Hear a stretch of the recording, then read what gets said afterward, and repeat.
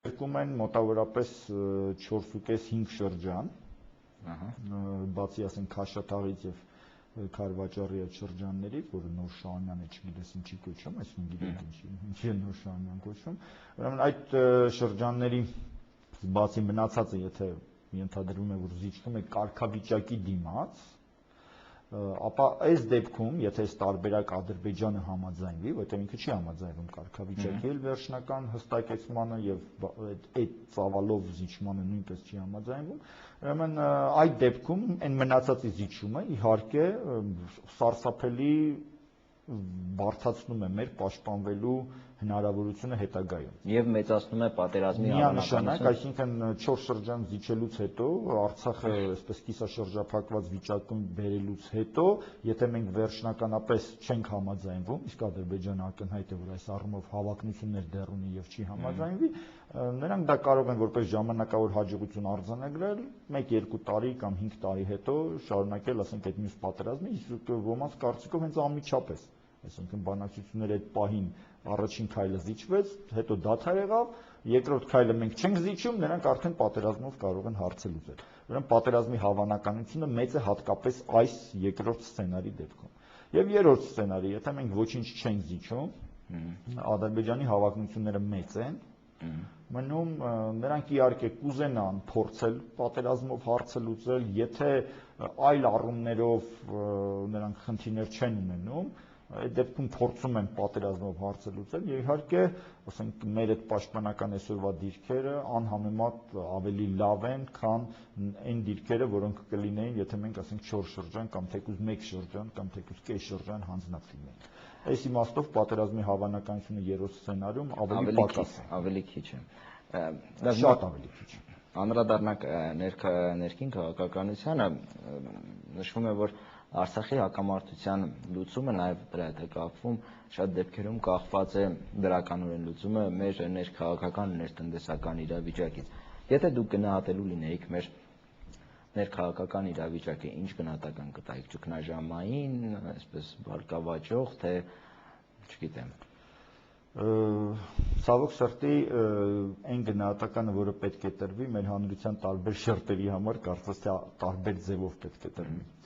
Բոլոր նրանք, ովքեր վերջին ներքաղաքական շարժումների հետ մեծ հույսեր էին կապել երկրում օրինականության կամ, չգիտեմ, արդար ընտրությունների ինստիտուտի վերականգնման առումով, այդ մարդիկ կարծես թե մեծ հիասթափություն պետք է ապրեն առաջիկայում, որովհետև ցանկացած շարժում Հայաստանում, որը որ շատ կարճ ժամանակում արդյունքի չի հասնում, սկսում է մարել։ Մենք տեսնում ենք արդեն այդ մարման գործընթացը, գուցե ոմանք կանխատեսում էին ավելի արագ, մյուսները ավելի դանդաղ, բայց այն որ մարումը տեղի է ունենում, սա ակնհայտ է։ Հայաստանի ներքաղաքական խնդիրը այսօր մի քիչ այլ է։ Բանը նրանումն է, որ օրինականության վերականգնումից, ավազակապետության հեռացումից, օրինականության վերականգնումից բացի, այսօր այդ շարժումը շատ հստակ դիրքորոշումներ է ունեցել բազմաթիվ այլ շարժման ղեկավարությունը, բազմաթիվ այլ հարցերում, հայ-թուրքականի վերաբերյալ Արցախի խնդրի հետ կապված բազմաթիվ այլ ներքաղաքական հարցերում եւ այլն։ Եվ երբ որ համեմատում ենք նրանց դիրքորոշումները իշխանությունների դիրքորոշումների հետ, տեսնում ենք, որ տարբերությունները շատ չնչին են,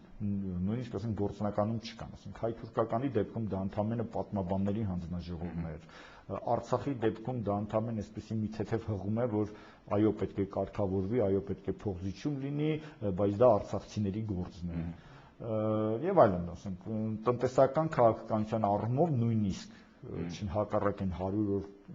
ինչ էր 100 քայլ թե ինչ էր կոչվում ծրագիր, հակառակ այդ ծրագրերի տեսականորեն, տեսական մոտեցումները տնտեսական քաղաքականության նույնն են, այսինքն քննադատվում է մենակ պրակտիկան, բայց որևէ հիմք չկա, որ նույն տեսությունը եթե երկրորդ կամ երրորդ կամ չորրորդ անգամ կիրառենք, պրակտիկան էապես կտարբերվի, այսինքն պրակտիկայի մասին այսօր բնականաբար ոչ ոք չի կարող խոսել։ Հետևաբար ներքաղաքական շատ կարևոր խնդիր է ձևակերպվել, կհայտնվի արդյոք նոր ընդդիմություն, որը կարողանա մատնանշել իշխանությունների եւ հրապարակում առկա արդեն մարող ընդդիմադիր շարժման նմանությունը եւ այլընտրանք կձևակերպի։ Խոշոր հաշվով դա պետք է մի քիչ ավելի ազգային այլընտրանք լինի, սա օբյեկտիվորեն դիրքորոշումների բովանդակությանը եթե հետևենք, Կազմակերպական առումով դա ով կարող է անել, մեկ կազմակերպություն, կազմակերպությունների խումբ, թե ինչպես, ես դա չգիտեմ, կամ կարող են դա անել հիմա, թե քանի տարի հետո, այդ էլ աշխատանքից է կախված կոնկրետ այդ կազմակերպությունների եւ գործիչների։ Հասկանալի, այժմ զրույց ընդհատենք գովազդով, գովազդից հետո կվերադառնանք։ Գովազդ արգել հեռուստադիտողներ։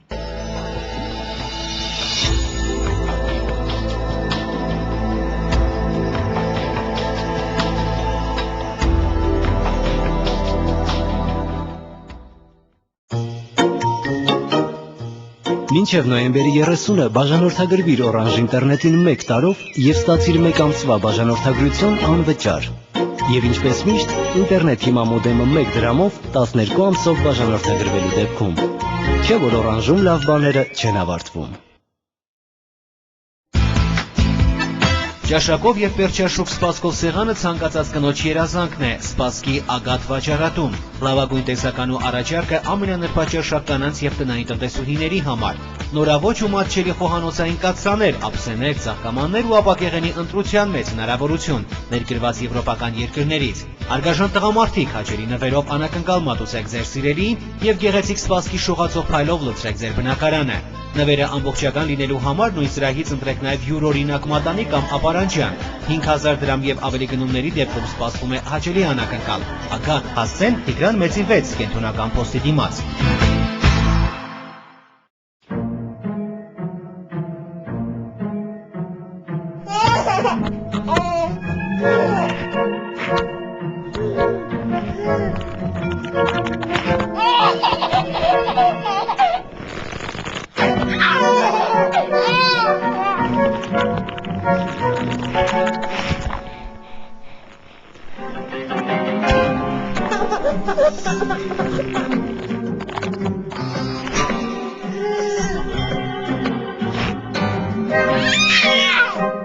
Կան բաներ,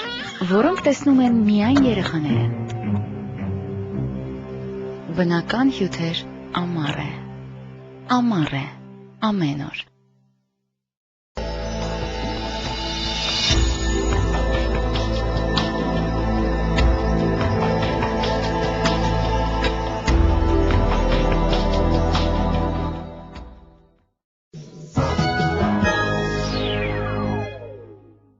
Արգել հեռուստադիտողներ, շարունակում ենք զրույցը քաղաքագետ Արմեն Աղայանի հետ։